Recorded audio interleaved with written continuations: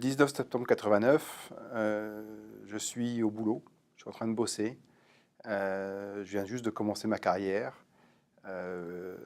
Et je reçois un coup de téléphone de ma mère me disant que l'avion dans lequel mon père était, qui venait d'Afrique, qui venait de N'Djamena, n'était pas encore arrivé, avait du retard. L'avion avait quand même plusieurs heures de retard. Et surtout, il avait disparu.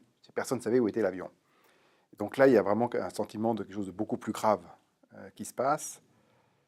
Et le lendemain, on nous apprend qu'on a survolé l'endroit où il semblerait que l'avion se soit écrasé. Et là encore, il y a encore un refus de croire. Je crois que dans ces cas-là, on s'accroche à tout espoir. Et il a fallu attendre que les troupes aéroportées françaises soient sur le sol et confirment qu'il n'y avait pas de survivants pour que d'un seul coup, le monde s'arrête. Et là, ça a été le moment le plus dur. Il y a eu d'autres moments durs, mais là, c'était vraiment quelque chose de violent, parce que d'un seul coup, il y avait l'annonce, en fait, du fait qu'il n'y avait pas de survivants, donc que mon père était mort. Dans ce qui, à l'époque, on ne savait pas si c'était un attentat ou un accident. L'enquête, très vite, a montré que c'était un attentat, puisque l'avion s'est crashé suite à une explosion en vol. À bord, il y avait 170 personnes de 18 nationalités différentes. Il y avait beaucoup d'enfants, parce que c'était au mois de septembre, c'est au moment de la rentrée. Et donc, toutes ces personnes-là sont mortes d'un seul coup. Et l'enquête révélera que c'était dû à une action de la Libye du colonel Kadhafi. Et c'est l'enquête du juge Bruguière qui a pu prouver que c'était bien un attentat organisé et effectué par la Libye. Alors, il y a d'abord eu une première année où j'ai essayé de me réfugier complètement dans le travail. Je me levais le matin, je me préparais pour aller travailler, je travaillais très bien. J'arrivais le soir et je pleurais toute la nuit. Et au bout de 2 ans, j'ai appris qu'un certain nombre de personnes autour d'une association s'étaient rassemblées et qu'une enquête était en cours avec le juge Bruguière comme enquêteur. Et j'ai voulu absolument rejoindre ce train en marche. Il y a eu un basculement dans mon processus particulier qui était le moment où j'ai rencontré, où j'ai interpellé le fils du colonel Kadhafi à Paris pour essayer de résoudre cette affaire sur un plan moral.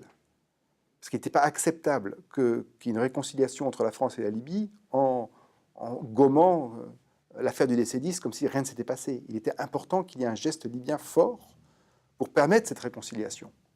Au départ, je ne pensais pas devoir me battre pour ça, puisque je dirais que c'est la France qui était visée, ce n'était pas mon père. Donc je pensais que la France allait s'occuper de résoudre ce problème-là au meilleur intérêt des familles.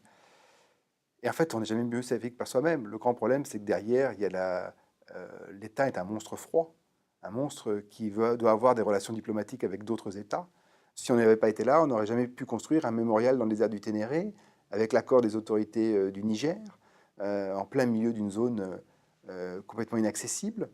On n'aurait pas pu faire bouger un certain nombre de lignes sur d'autres attentats, dans lesquels on aurait eu accès maintenant à des documents qui soi-disant étaient secret défense, que finalement on a déclassifiés. On n'aurait pas pu obtenir l'extradition de certaines personnes qui sont protégées dans d'autres pays. Toute l'action de notre association, c'est d'essayer de développer cette résilience, pour amener les victimes à se sentir mieux, tout simplement parce qu'elles en ont besoin pour vivre, pour se projeter dans l'avenir.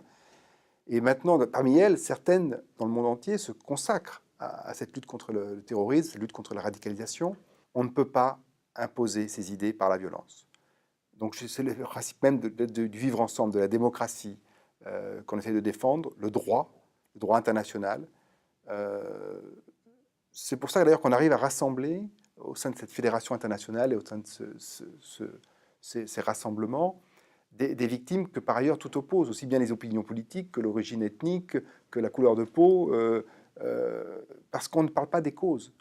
Les causes ne nous importent pas, c'est le fait de poser une bombe ou de tirer sur des civils qu'on n'accepte pas, quelle que soit la cause. Il y a une prise de conscience au niveau international, à travers toutes les associations de victimes du terrorisme et le fait qu'elles se rassemblent, qu'elles se construisent ensemble. On commence à avoir du poids et à faire comprendre aux politiques qu'on ne peut pas faire l'économie de ne pas s'occuper des victimes du terrorisme, que c'est intéressant pour tout le monde, bien sûr pour les victimes elles-mêmes, mais aussi pour la société. C'est-à-dire que plus on s'occupe des victimes du terrorisme, plus on coupe l'herbe sous le pied des fondamentalistes qui essaient de recruter les terroristes. Ce qui est formidable quand on rencontre d'autres victimes, c'est qu'on a fait tomber le masque social. Très rapidement, on échange, on est dans le vrai, on cherche la vérité.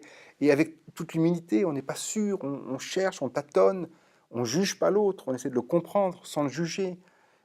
Et c'est ça qui est passionnant, c'est qu'on est complètement pétri de doutes, et pourtant, derrière nous, il y a une sorte de conviction sincère, forte, d'être dans la bonne voie, d'être dans le juste.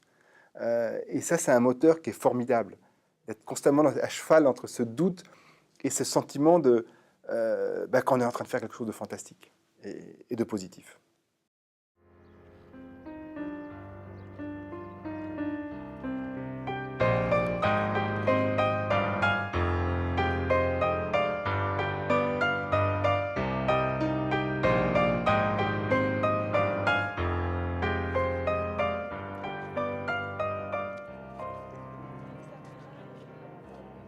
It's okay. Thank you.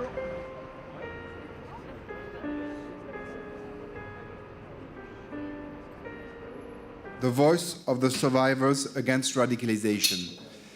Ces personnes, ce sont des victimes, sont 21 victimes du terrorisme du monde entier, qui luttent contre la radicalisation. La photo, finalement, c'est un bon moyen de visualiser, de rendre compte, sans violence, parce qu'il n'y a aucune photo vraiment choquante, il y a des photos qui font réfléchir, mais ça permet justement de ne pas véhiculer la terreur que veut faire le terrorisme, mais au contraire de se poser et de réfléchir à ce que c'est que le terrorisme